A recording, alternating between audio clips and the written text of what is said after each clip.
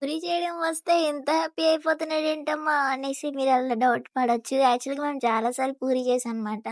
And ఉత్తి గోధుమ పిండితో చేసాం. ఇప్పుడు కూడా నేను పల్చగా చేయడం వల్ల పొంగేది కాదు. ఈసారి ఏం చేశానంటే మైదా కూడా వేసాను అనమాట. అంటే ఒకసారి వీడియో పెట్టాను పూరి చేద్దాం అనుకుంటే అవి అప్పడాలు అయిపోయాయి అని చెప్పేసి.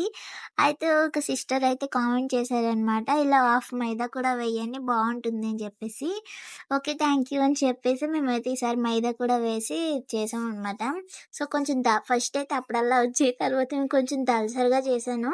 అప్పుడైతే పొంగడం స్టార్ట్ అయ్యింది. అప్పుడు అర్థమైంది కొంచెం దలసరిగా చేస్తే అప్పుడు పూరి పొంగుతుంది అనేసి.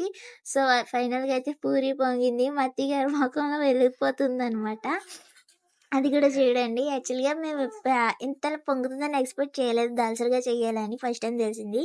ఈసారి బాగా వచ్చింది కాబట్టి నెక్స్ట్ టైం నుంచి ఇలాగ చేయాలని మేము అనుకుంటున్నాము. అంతే కదా, ఫస్ట్ ఏదైనా సరే ఎవరికి రాదు, తర్వాత అలా అలా అలవాటు అవుతుందనమాట. కొన్ని కొన్ని ప్రయోగాలు చేసిన తర్వాతనే అలవాటు అవుతుంది. మాకైతే ఇప్పుడు బాగా వచ్చింది. పూరి అయితే ఫుల్గా పొంగిందనమాట. మత్తిగా చూపిస్తున్నా చూసారా, పర్ఫెక్ట్గా వచ్చింది ఇప్పుడు.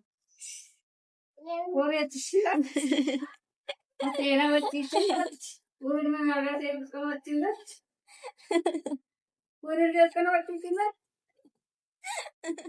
వచ్చేసిందా